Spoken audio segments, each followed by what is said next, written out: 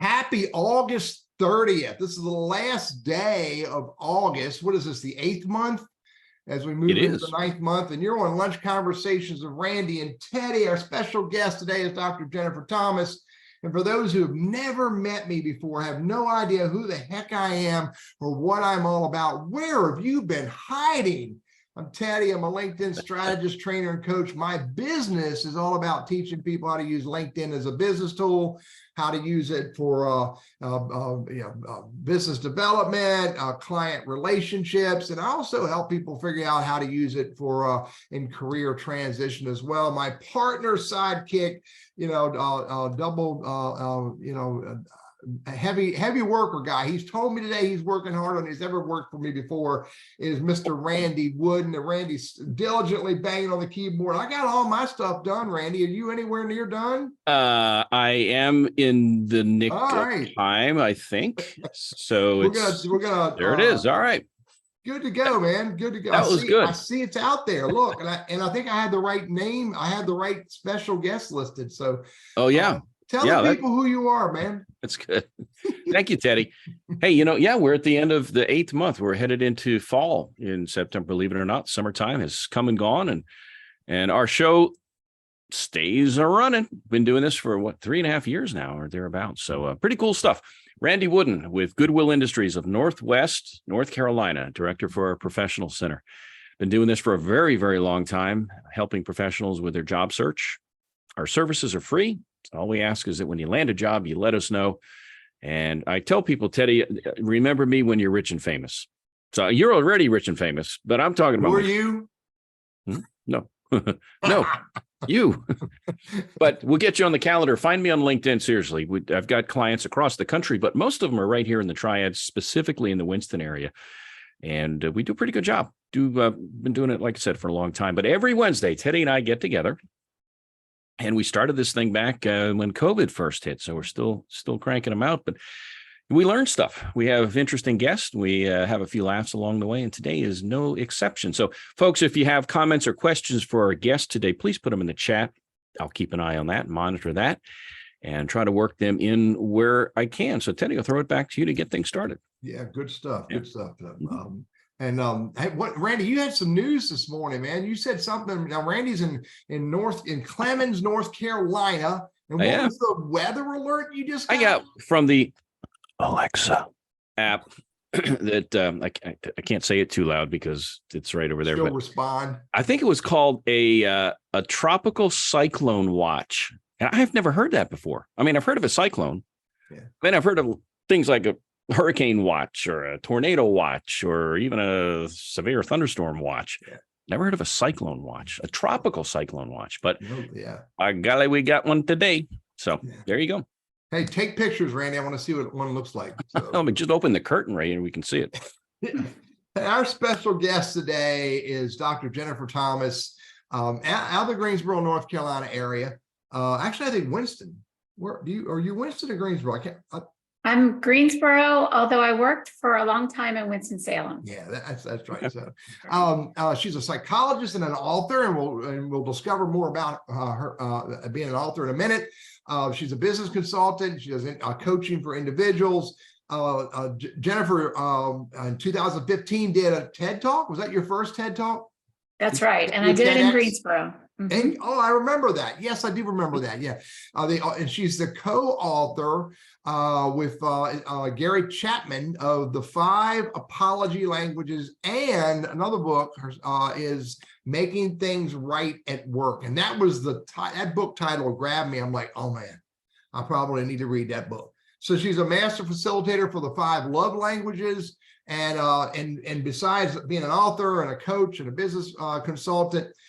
She loves getting involved in improving race relations and land conservation and hiking. A huge, great picture of a human. So thank you, Jennifer. So Jennifer, introduce yourself a little bit better than I just did, please. Well, first, I'm glad to be with you guys today, and it's nice to see the names showing up here of the participants, and I recognize some old friends there, and I'm also glad to make some new friends here today as we talk about the work that I've been doing. I also wanted to give a shout out to, I have a second co-author now named Paul White. He's a psychologist in the Wichita area, and he does business consulting. Gary Chapman brought him in to do the workplace love languages book with him called Appreciation at Work.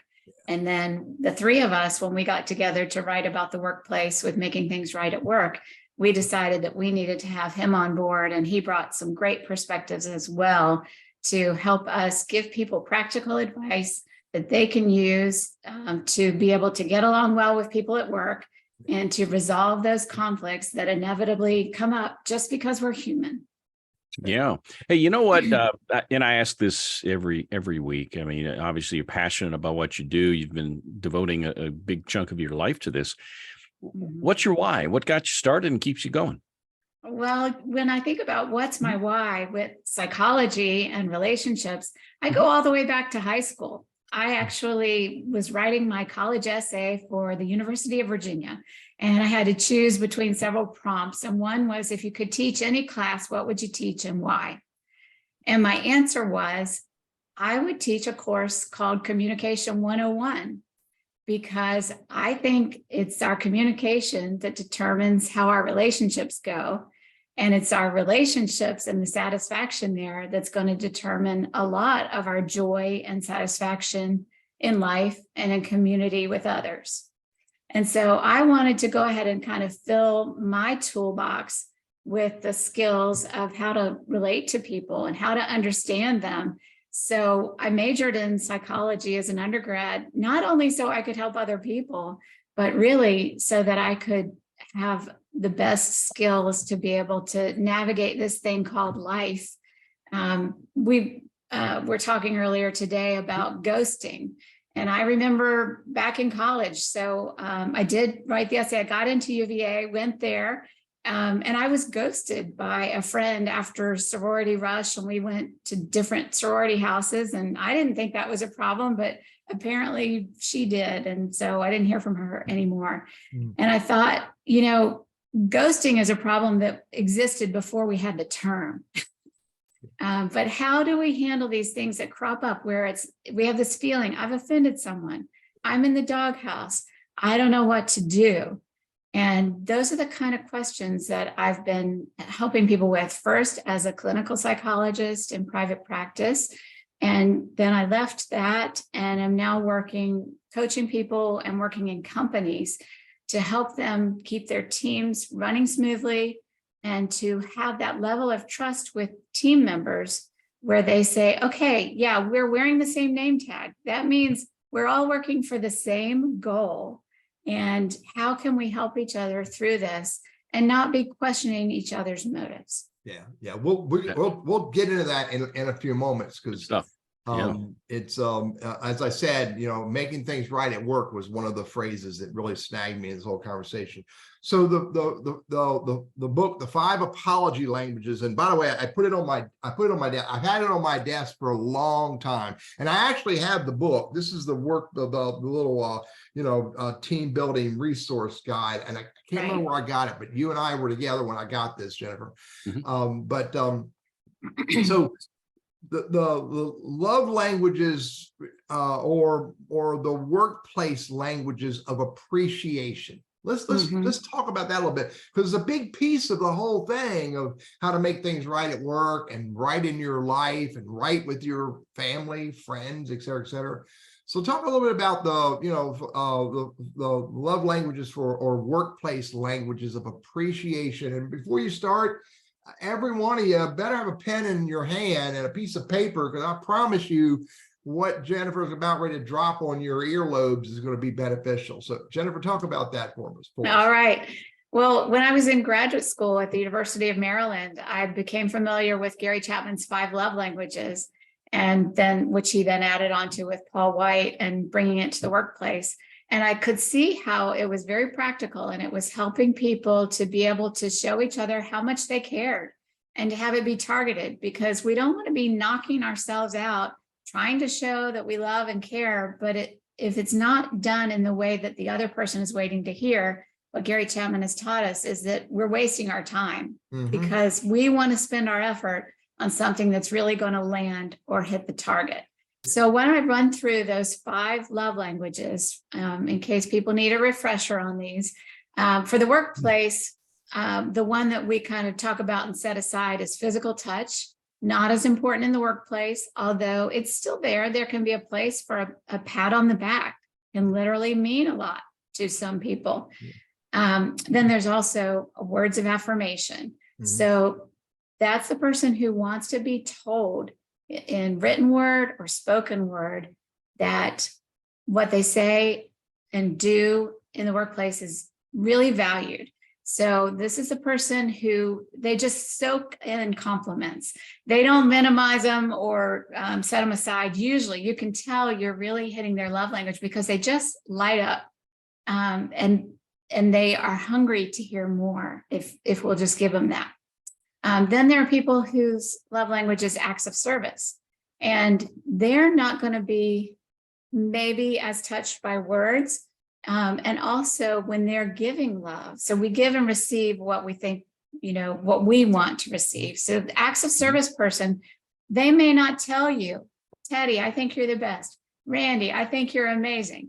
But what they will do is they're going to do things to help you. So they're going to take actions to show you how much you matter to them. And so we don't want to sell them short. We want to give them credit where credit is due and recognize the efforts that they're making to contribute, even though it may be quiet and it may be behind the scenes sometimes.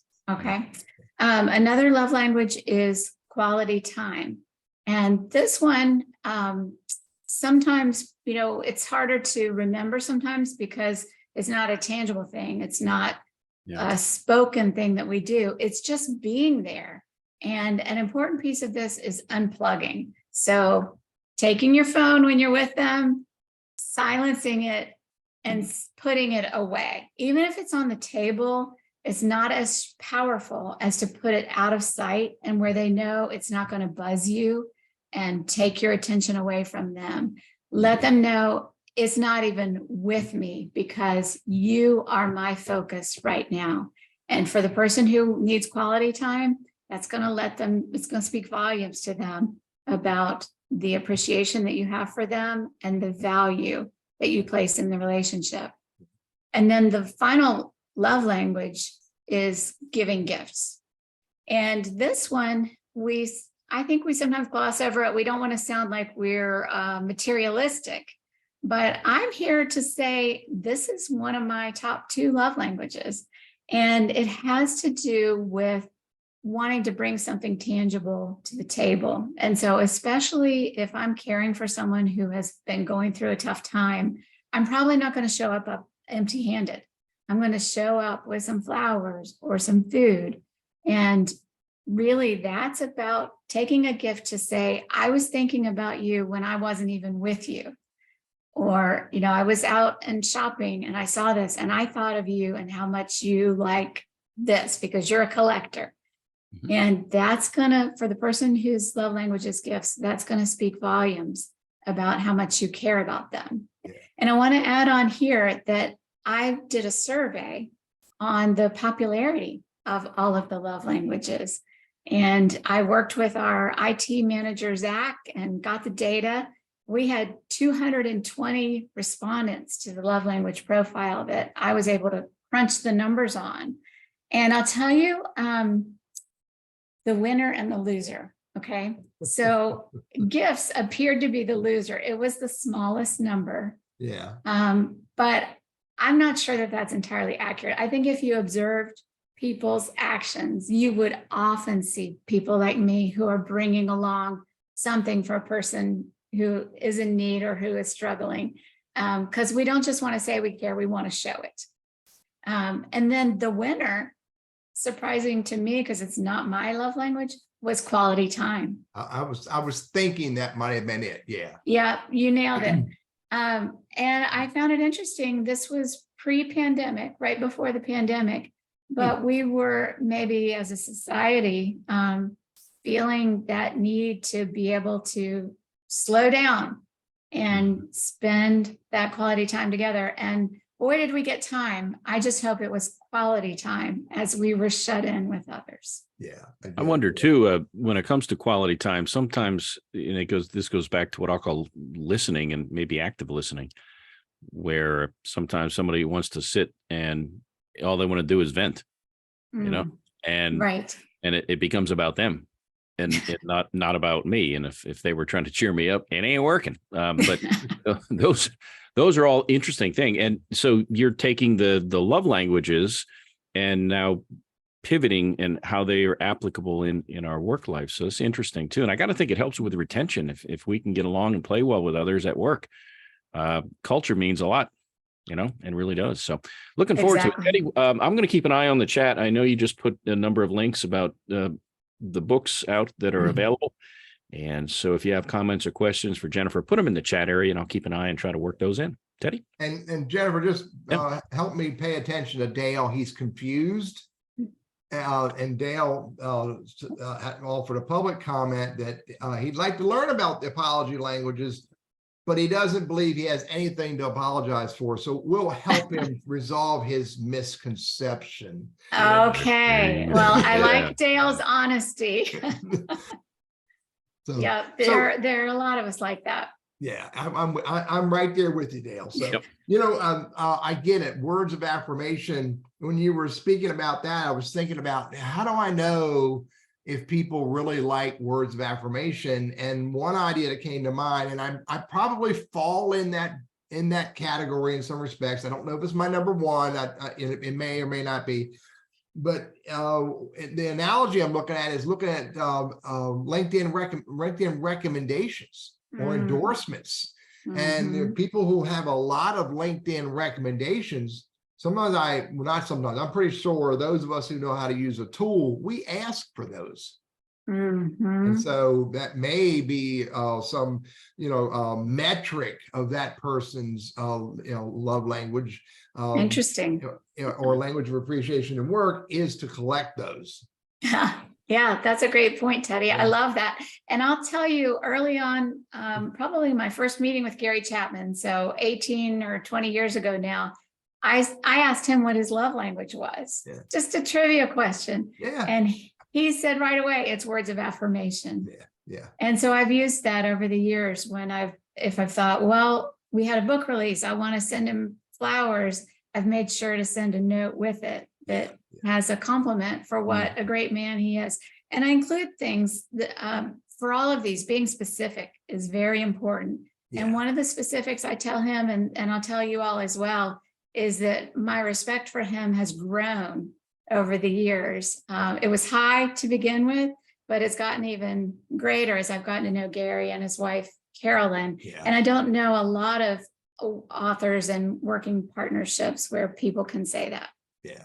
And I think that is the same for me. I'm guessing, but I think is words of affirmation and I think physical touch, I think, are mine. But I have to ask you, as with so many other, what are you kinds of things, there's an assessment you can take. And based on the results, then you fall into whatever bucket. Is there any kind of an assessment, or is this more of an intuitive kind of thing? Like, you know what, now that I think about it, I like the words, or I like the gifts or whatever. How do we know what we are? That's right. Well, you can go to 5lovelanguages.com and take the profile, and our publisher has kept that free because we want for people to be able to find out what their love language is, talk about it with not only their family members, but their friends and their coworkers. To say that again, it's 5lovelanguages.com. I believe it's the number 5lovelanguages.com. And there's a resources tab right on there. And they also have our apology language profile that Gary Chapman and I created together. And it's at that same website? At the same place, yes. Oh, excellent. Good deal. I'll have to check into that. Yeah. So, Teddy, for you, I'll change it to gifts so that you can give me a raise. Just planting that seed down the road. Just keep working on planting that thing, man. File that away. Yeah. Thanks, Teddy. Acts of service, do things to help the other person. That's the second one you referenced. And I'm thinking about acts of service. there's lots of ways of doing that. I tell people that you should be giving every day of your life, every chance you get, you should be giving, and you don't need to break a sweat, and you don't always need to open your wallet. I love that. May just be that you introduce somebody to someone else. I've got a job seeker who wants to have a conversation with someone in a business, and I've worked a little bit harder than I normally would have worked to finally connect this guy to the right person to talk to. And interesting enough, I got the text message here. The guy am asking to have the conversation with this other guy. I'm asking him to give his time, okay, acts of service. And what I really love about that whole, language of appreciation, love language is often when you ask someone to help someone else, I very infrequently do I get, no, I ain't got time for that crap. I don't. Usually I get, I'll do something. Usually, not always. So that's a good one. Point. Good point. That's wonderful. Quality time. I'm with you. There's when I go out to dinner with my wife, this thing is not sitting on a freaking table. It is usually in my pocket because I have the desire in my mind to have that connectivity and not have to run out to the car and get it in case I need it. But it's in my pocket, it's never in front of me. And I also know had a guy I worked for years ago. He was pretty deliberate about if we when he wanted to have time with me or he felt I want to have time with him, these things weren't on the desk and the computer screen was off. He would actually turn his monitor off and the door would be closed. And his staff knew when his door was closed, don't interrupt.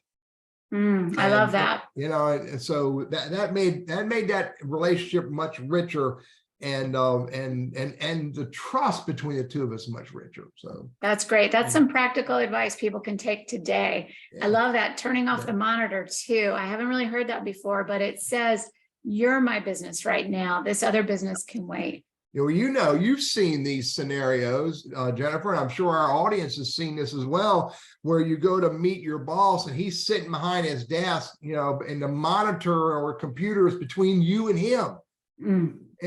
Or maybe the monitor's over here. That's, maybe there's no barrier between you and him, but the monitor's right, and you see this happening.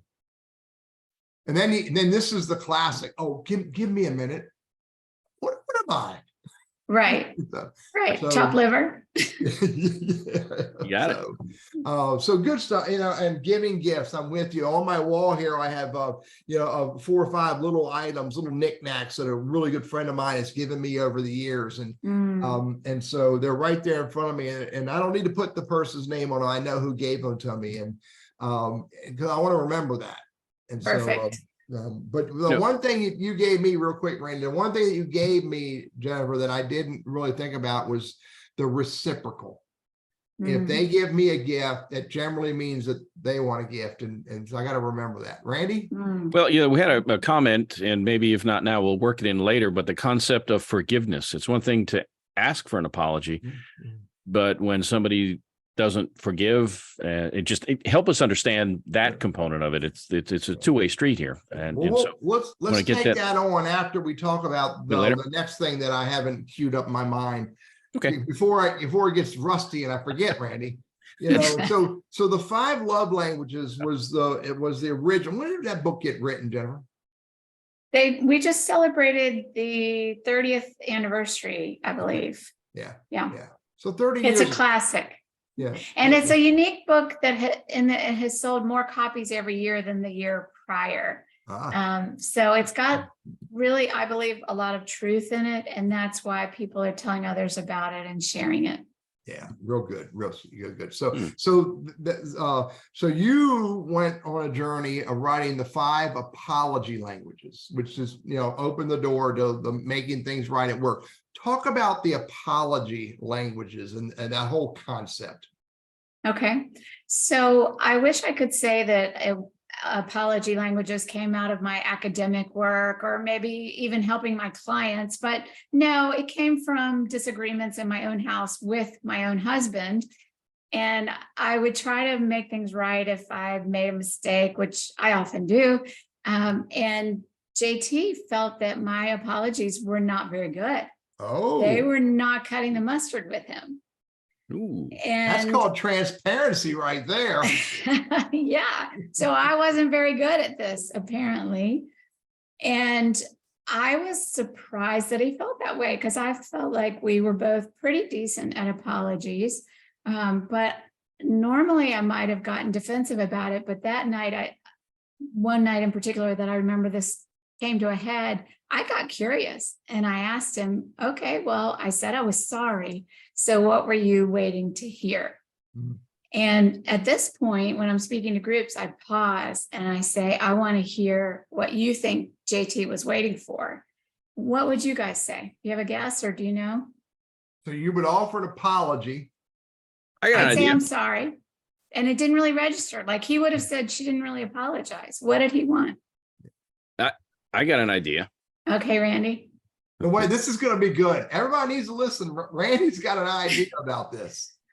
But it died of loneliness. That's an old Three Stooges line. The why behind it. Why. Here, okay. And here's why I'm sorry. Okay, very good. And here, yep. and beyond that, now that I understand how you feel, then I'm going to change how I go forward on from here. And Tammy was reading your mind, Randy, because she sort of kind of dropped that in there.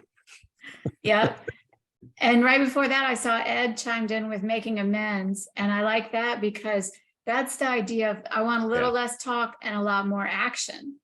Right. So JT wanted me to stop with the words and make it up to him, maybe in some way. Yeah. Yeah. So the answer was, Teddy, what's your answer, Teddy? Well, no, I get it. Randy, and Jennifer knows this. I've been married for 45 years. He's got something going right there. I have practiced every freaking mistake you can make. Yes, dear. That's part of it. But yes, dear. That's a good one. You're always right. Well, I digress. Yeah. And we actually, this will surprise your listeners. We tell people you can't apologize for peace at any price. All of your apologies need to be sincere. Mm-hmm. And people go, oh man, I've been like biting the bullet and just apologizing to show honor or respect. But we say, actually, we don't want you to do that, because you're going to resent it and it's going to backfire on you, and they need to be able to trust your word. So a tool that I share that people can use if they really don't think they did anything wrong is saying what you wish. Instead of jumping into an apology, you can validate and you can say, I wish we weren't in this place. I wish I could have headed that off. I wish I'd realized this before. I wish I had done things differently, if that's true. But saving those apology words for when you really mean them is my challenge to everyone today. Yeah. And so does that conversation segment, that piece, that statement, when you know you've done something wrong, you know you've hurt someone else, for however you determine that, instead of saying, I apologize, stopping and saying, well, I wish I would have X, Y, Z. Not only does that let you bring that apology statement in later, but does it also let you move into a conversation that helps you be more purposeful about and sincere about the apology? I think it does. You're right. It's a non-defensive position. Let's just talk over what happened. And then you can also throw in some commitment, like saying, bringing this back to my husband and I could say, I really value this thing we've got going here, our relationship. I want it to be healthy. So it's really important for me to understand what you need to hear in an apology. So what is it? And his answer was, I want to hear you say you were wrong. And I said, okay, that's what I meant when I said I was sorry. To me, they're synonyms, but to him, they're not. They're not. And so this guy, we went to the altar 30 years ago, and he didn't come with an instruction book, but I needed one, basically. So I made a mental note. Okay, this is what works for JT. Maybe other people need this. And then we were volunteering with a group that weekend doing some premarital mentoring, and we shared them. Hey, shared with them. This is some fresh material. It might help you all. We know you probably know each other's love languages at this point as engaged couples, but do you know what the family script they have is for a good apology? what can get you out of the doghouse with each other. Because if you haven't had a fight yet, I'm quite sure you will on your wedding day. And so we had them break out into, couples and talk that over and learn what those magic words were with each other. Wait, did you send them on a journey to have a fight and then figure it out? Right. We didn't have that much time. We just said what worked for your mom and dad when you were in trouble, because that's what they're going to want from you. Hey, let me ask you, it's kind of a blunt question, but what if you don't feel you were wrong? Yeah. I mean, it could be just like different flavors of ice cream. I may like vanilla and you may like chocolate or strawberry. It doesn't make you right or wrong. But if that ticked you off because I said, how could you eat chocolate? I made you mad. It's not that I was wrong. And so does that then come across as phony when I say I'm wrong, when I really don't believe that I was? Well, that's right, Randy. And that's why we can't do that, because that is going to be phony. So if someone confronts you, and some of our listeners may have already had this happen today or this week, and they feel stuck. Maybe they've got a coworker or a superior at work who's coming down on them, but they really feel like, you know what, I did it because of my principles. And if I had to do it again, I'd do it exactly the same way. So I'm not inclined to apologize for it. When I consult with people about those things, what I say is, you do not have to apologize if you did not feel that what you did was wrong, or that you would do it differently if you had it to do over again. So use this tool of saying what you wish. Like, I wish we could see eye to eye on this. I wish I could understand where you're coming from. Tell me more about this. And would you listen while I explain more about where I was coming from?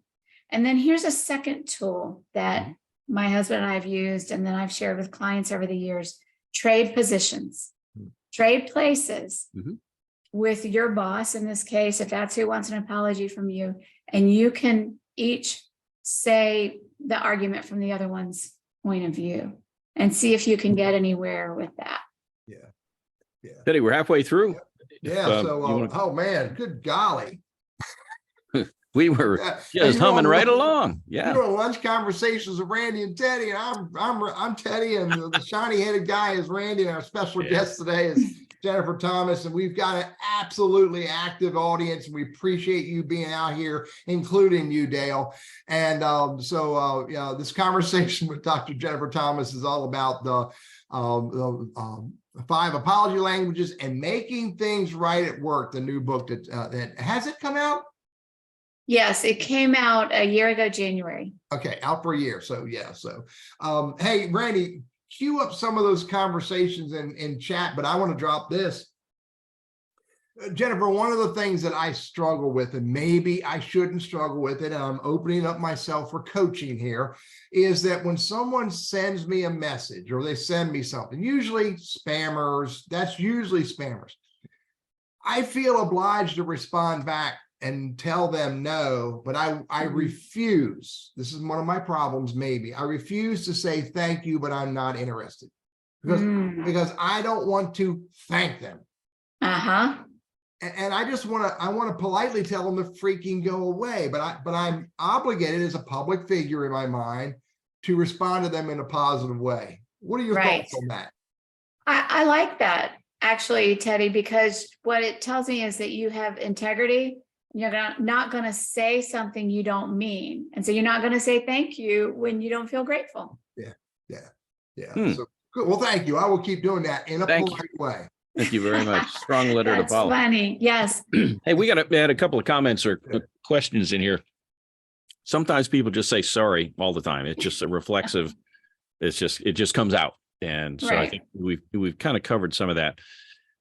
And it could be maybe a lack of confidence and maybe feeling like, hey, I'm the reason why you are unpleased. So I feel if I just say I'm sorry, it's a coping mechanism for me just to like keep the peace kind of thing. Yep. They're people pleasing, which is a disease that I help people with.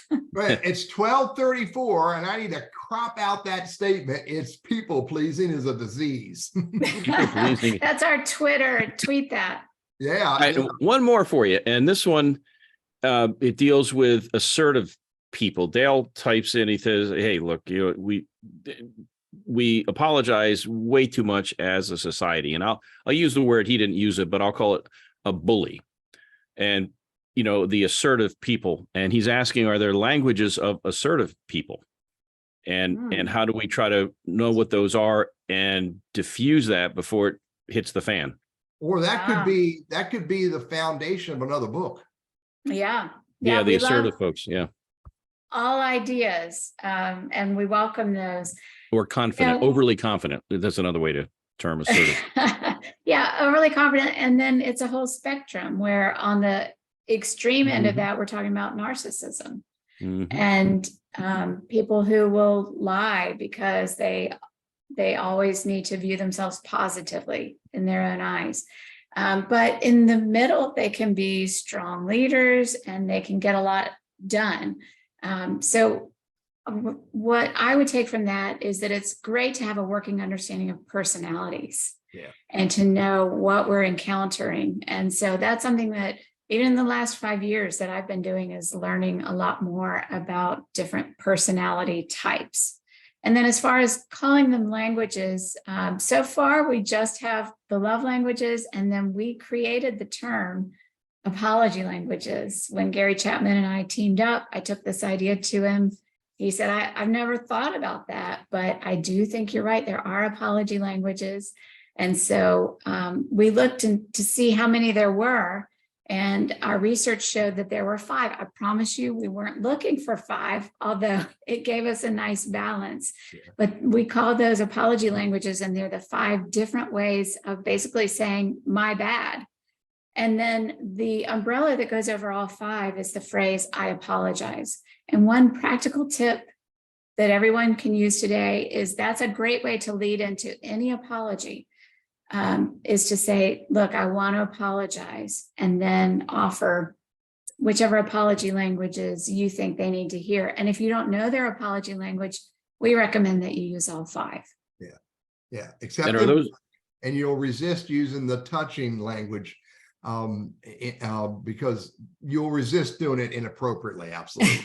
Well, and just to clarify, early on, you mentioned the 5 love languages. So I jotted those, but those are different, I gather, from the apology languages. That's right. We have 5 apology languages, and there are 5 different phrases that we found people learn from their parents or their teachers, and that they may be waiting to hear when we're apologizing.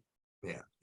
Got it. So real good. And Mary Jane, yes, there is a difference between assertive and aggressive behavior. And I know daggone well, you know that. Apologies, Mary Jane. And that was the one point I had, Jennifer, is that someone told me years ago not to use the phrase, I'm sorry. Because I'm sorry, the definition of sorry is so misused or misunderstood, and it's not the same thing as I apologize to you. Yes, that's exactly right. And you sound just like my husband. So let's run down the 5 apology languages. And for you people who have your pencils there, I'm sorry is our first apology language. And we found that for about 40% of people, it was fine. It works for them. But the remaining 60% had a parent who said, well, I'm sorry isn't good enough. You need something else. But the challenge is, guess what? Those 2 people grow up and they work together, or they get married. And we get a lot of hurt feelings because that phrase worked for my people, but it's not working with you. So I feel like you're being really difficult because that was the magic word or phrase. But what are the other things people might want to hear? We found in our survey that about 37% of people most want to hear, I was wrong. So again, just like my husband, they want us to accept responsibility. And in all cases, they want us to be specific about it. Backing up to, I'm sorry, what are you sorry that you did? And the emotional impact it had on me. Then I was wrong. What specifically did you do wrong? And so you don't want to say, I was wrong for what I did. That's not specific enough. You want to say, it was wrong of me to put you on the spot with this person at this time. And I shouldn't have done that. I have no excuse for it. And resist the urge to blame others, excuse yourself, or somehow deny part of what you did. Okay. Also, I want to make sure Dale's listening, Jennifer. I gotta just kind of piggyback with that too. And I'm sorry that you took offense at that. Right. It's a non-apology apology. I'm sorry I ticked you off. Yeah, exactly right, A little Randy. sensitive, whatever. Right. Yeah. Yeah. So, and I'm sorry you're so sensitive. Yeah. Yeah. Clearly. There are so many bad things about apologies. Yep. And that's a passion of mine, is to root those out and to get the good apologies for people that they really deserve. So the third apology language is making amends. As Ed pointed out in the chat earlier, this is where we leave the words behind and we use our actions to make the person whole again. And then our fourth apology language, it's somewhat similar. It's letting them know how you're going to prevent a reoccurrence. So what is going to change? And this one is more future focused. So making amends is past and present, making you whole in the present for what I did in the past. The fourth apology language, changing, is going forward. How are you going to put some guardrails in place so that you're not going to do this to me again or fail to live up to this commitment that you're making? And that's a tough one, Jennifer. It's easy enough to say, you know what, that was wrong for me to do. I should not have put you in that space, made you do that to you. And often it's easy to say, as I peel back layers, often it's easy to say, I'm going to work really hard not to do that ever again. Right. I don't believe that's good enough. No. And that's where if they're continually late for a meeting, it's going to mean more if they get out their phone briefly and set an alarm that's going to repeat. That's going to show that they really are serious about making that change. And for those who are tracking our percentages, those two, the third and fourth, making amends, making change, both got about 10% of the first place votes. And then that leaves only about 3%. So what does the 3% want to hear? They haven't been satisfied with any of the other things. They haven't been completely satisfied with. So what is it?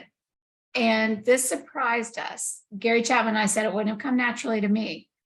It's actually the request for forgiveness. Will you please forgive me? And that more than anything, I think, underscores how these are scripts from childhood, because if you were required to say that, you want to hear it. But the challenge is, with odds and randomness, we're probably not living and working with people who will say that to us. And so sometimes those people have to ask for it. And they've come up to me at work events and consulting, and they've sometimes had tears in their eyes and said, I'm one of the 3%, and I've been told I'm an unforgiving person. Now I understand. I just need to hear something that most people aren't offering. But that, the 3%, what will it take for you to forgive me? I mean, that can be tied to something else. I mean, I can say to you very clearly, Jennifer, I know that was a mistake for me to do that to you, and I apologize to you. Mm-hmm. And then maybe, only maybe, what will it take for you to forgive me? That's right. And that makes a powerful apology combination there. And for some people, they like to think about these 5 as steps to a complete apology. And we do recommend they be used that way. Again, especially if you don't know what they are waiting to hear, then use all 5. But if you know what means the most to them, and I encourage people to have this conversation today, then what we say is be sure not to leave that one out if you're in a hurry. All right. And I'll try to be serious on this one. I think Don just threw a one in there that I saw Don. Yeah. So Jennifer, if I'm sorry, our culture, at least in America, is like to buy you flowers and say, I'm so sorry. Here, I hope you're not allergic. What is the feminine? Try. What, in his word, what is the feminine equivalent gesture to communicate that they're sorry? Let's say you wanted to show me that I'm sorry. Or that you're sorry. Okay, so typically men buy flowers, is there one? Right? I don't know if there is one the other way around, and we might want to think about that. Why is it that men are the ones who mess up and have to bring the flowers home. I mean, We're that's not going there, stereotype. Jennifer. No. You all might think about, well, what is that? And maybe it's a different love language. Maybe women make up through an acts of service or a physical touch. I do get that comment from people sometimes. But I think firestorm in the chat, let me tell you. Okay. I will tell you, when I've talked to women who get these flowers instead of an apology, they're mad. They want to throw away those flowers. And I tell them, don't do that. Give them to me, give them to someone else. We love the flowers. But what their point is they want the words, right? Not just the amends through the flowers. And they feel like that person is trying to skirt around it or get off easy. But what we say is you can teach an old dog new tricks, and they can read the 5 apology languages or watch my TED Talk where I go through all of this. And I also lay out mistakes to avoid in terms of body language that doesn't line up, or looking bored, or acting defensive. All of that can completely erase our message. And another thing I want to get back to, you asked the question earlier, Randy, about forgiveness. How does that tie into all of this? And so I wanted to say what we believe is that apologies open the doorway to forgiveness. And hopefully they make it more likely that the person will walk through the door, but they don't guarantee it. It's up to the other person to decide that. And so we also make the point with that 5th apology language of asking for forgiveness. It's critical that you not pressure the other person to forgive you. It has to be on their time frame. And I analyze celebrity apologies, and I'll post about them on my social media. And I remember there was one years ago where Lance Armstrong apologized for having doped and denied it. And that was an interesting case because if you recall, what really made him come clean was being a father and saying, I can't deny it to my kids who are trying to defend me at school. And that's when he gave up the game. But his request for forgiveness, I liked it. And it didn't put anyone on the spot. He said, I hope my fans can someday find it in their hearts to forgive me. Yeah, I get it. Yeah. And that whole forgiving thing, it imprisons us as the offended party. And if we don't allow ourselves to forgive people, we harbor that angst and anger and revenge, and it just becomes miserable, where the person who apparently ticked you off, they've said that they've done their thing, and they've said, hey, I'm sorry, the slate's clean. But I don't know if you can speak to that dynamic, but I think we all know people that just harbor, and they're just this angst that never goes away, and it just imprisons them. Yeah, that's a great point, Randy. And I think there are 2 sides to this coin. On the one hand, we want to encourage people, don't let that other person live rent-free in your brain. Forgive them so that you're not carrying that acid or the weight of those stones around with you. The other side of the coin is that they may have gone through a really hurtful offense, and we don't want to add on to that by guilting them to forgive. And so that's where Gary Chapman and I have come along and said, let's help people give better apologies. That's really what we need to do, is to help them be able to receive the apology words and amends that they've been waiting for. We think that's very important. And also, this ties in also with religion. I'm not going to get all super spiritual on you, but we know that there are well-intentioned religious people who say, you've got to forgive, and even citing like you've got to forgive or God doesn't forgive you. And we break that down in the 5 apology languages because Gary is a retired Baptist pastor, and he said, look, I've gone to those Bible verses, and I'm telling you what that's talking about there is forgiving people who have repented. It's not talking about forgiving unrepentant people. And if you're telling a person to forgive a guilty person, you're asking them to do something God doesn't even do. Why are you doing that? And that has really brought up a lot of conversation. I imagine the chat might light up with that as well. But we encourage people to read, if you're a scripture-based person, read the scriptures with the question, are they talking about repentant people or unrepentant people? Got it. Got it. Yeah. Mhm. You're making Dale think here, Jennifer. That's a great metric for us. So thanks for doing that. All right. So let's go back to the business part of this, because we got 6-7 minutes left. You bring this whole conversation to businesses, and through the book and through programming with make things right at work. What's the impact that you see happening in corporations or even small teams that you do this to? What's the impact on the team, on talent acquisition and talent retention?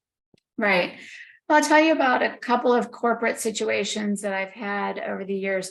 One was our mutual friend, Rich Schlentz, who's a great local consultant and an author of a book on engagement with the greatest title, Your Employees Have Left, They Just Haven't Quit.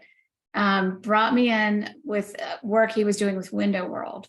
And they were revamping their whole customer service method. And they had 6 modules. And he and I agreed that one of them should be on apologies and customer service. And so that was the particular area that I was working on. And we were giving those employees tools to be able to take the bad situations and the mistakes that inevitably happen in the corporate world and turn them from being bad all the way into being a trust building opportunity with those customers. And then also at the team level, to have those teams where there's conflict that arises between coworkers, to be able to get those resolved for a couple of reasons. One, so they could get back to work, but also to help them be able to attract and retain good employees, because people who are coming and looking at a company can tell whether or not those employees are satisfied. And that goes back all the way to where we started with life satisfaction. It's tied to our relationships and with getting the resolution to those conflicts. And so Gary Chapman has declared that these 2 languages are on the same ground together. Love languages and apology languages go hand in hand equally in what we call the 2 essentials for healthy relationships. And those are both at work and at home. And what we say is, it's great to have your love tank being full or your appreciation tank at work, but we know problems are going to crop up with people and we've got to be able to get those resolved. And so you've got to have both together. And then a more recent corporate story, they brought me into Old North State Trust Company because they were doing an in-service. They wanted to have their employees be as sharp as possible on saying my bad or mea culpa when needed, not only to the customers, but also employee to employee. And I could see light bulbs going off around the room as I shared this material, and people were really engaged as we did the breakouts and the discussion parts, because they had specific situations where they were stuck. And that's really my passion, is to help people when they feel like this is broken, there's no way through it, to feel like they've got some new tools they can try. Yeah. I remember Randy, go ahead, buddy. Well, and maybe you're going to get to this and we hit on it too, but I see it on here and I just wanted to just one more time to inquire. What is the wrong question people ask about apologies? What is the wrong question they ask? Okay, so this comes as I'm doing podcast interviews. I love, talking with people like this, and I do it frequently, but I found I was getting a question from interviewers, which was, what is the best way to apologize? And I thought, would they ask Gary Chapman, what is the best way to show love or appreciation? I don't think they would, because his whole message is you got to know what the other person's waiting for, or it depends. And so that's how I answer when I do get the question, what's the best way to apologize, is I say it depends. And that's the new insight that all you listeners can take home, is there's not just one best way to apologize, but people have a language, they carry it around with them of what counts for them as an apology. And I hope that you will, when this is over, that you'll ask the person you work with every day or you see every night, what is your script for a successful apology? Yeah, and I think it also shows respect. Yeah. Right. When I mean, you may say, I like this, this, and this. And having heard that, now a preacher I used to know years ago, we talked about available light. And you kind of look at it as you don't know what you don't know. But once you know it, you're accountable for it. Yeah, And, great point. Yeah. And so having that conversation, whether it's at work or in your home life, once you're aware of it all, be better up your game. Right, Teddy? That's every day, buddy. There There you go. 40 years, man. His game is like up here. He is what do you call that? Expert level? What's the term? Yes. Top Expert tier. level. Top tier. Top tier, yeah. I remember years ago when I was struggling with relationships, how to get the relationship with my wife, to understand her love language, understand her apology language. I kind of thought, well, let me try something out here. And so when she tell me to do something, I used to say, yes, ma'am. Well, I said, let me up my game. And I started saying, by your command. That didn't work very well. So I went back to yes, ma'am. So good deal. I love that, Teddy. I'll tell you what, I've got 2 kids nearly launched, one still in high school. My daughter, who's in the middle, thought she would start calling me by my first name. You know how they like to do that. And I said, no, you may not call me Jennifer, but you may call me Queen. There you go. She hasn't opted for that many times. She went back to mom. Well, I have a 3-year-old and we're going to wrap this up in a minute, a 3-year-old and a 10-year-old grandchild that lives with me with their parent, with their mother. And the 3-year-old has heard my wife say this so many times that he has now started saying this to me. Stop that, Teddy Burriss. Got to start them young. Thank you. This is great. Start them young. Yeah. Really appreciate you showing up and helping us out and sharing with us. And our audience loves it. And this is probably one of the most active chat conversations we've had during the show. So I really appreciate you being here. Randy, who's coming up next week, man? We have 2 people coming in. We have Linda Garbazzi and Sandra Rinaldi. We're going to talk about elder care choices. Whether it's ourselves getting older or, a lot of us, I'm at an age, you are, Teddy, and others that have elderly parents. And there's some real challenges that go on with that phase of life. And so we're going to talk through that in some good detail. Teddy, I think you are the interviewer. I've talked to Linda a little bit, and it's a space that I'm becoming more familiar with as I'm helping my in-laws through this journey. And so really thought it would be well worth bringing to the show. Randy, any other thoughts that you have? Again, I really enjoy all the comments and some of the side humor and little things that we probably won't share live here on the call. But same thing in a job hunt. And of course, I deal with this every day with job hunters, and we think we're doing the right thing. We think we're saying and all that, but how people perceive us may differ from the things that we are trying to project, whether it's body language, tone of voice, enthusiasm, and all those things. Problem is with job hunt interview, you never find out. They don't tell you other than we went another direction. So I guess by asking, you leave yourself vulnerable for corrective action by asking people, how should we work through this? And sometimes people just don't want to hear no. They don't want to hear that. They're just better to walk away. But what I'm gathering from you is don't just walk away and keep making the same mistake. Seek out the result from the people who are impacted, and don't be afraid to have those conversations. Am I hearing you right? Pretty much. Yeah. Okay. I'm with you. Good. Hey, one last perspective that I got from Jennifer, and that is that I tell people every day, our words are our brand, and it's the words we use in every engagement in life with all the people that we engage with in life. We have to pay attention to what are the words we're using. Are we paying attention to the love language of the other person, the affirmation language of the other person, and are we paying attention to the words that help them understand we cared enough to try to do better next time? Jennifer, again, thank you very much. Appreciate it. Thank you, guys. I really enjoyed it. Good, Randy. Good seeing you. To our audience, love you guys. Come back next week, and everybody have a great Labor Day weekend. You got it. Have a good day. See you now. Thank you, Bye. Jennifer. Appreciate it.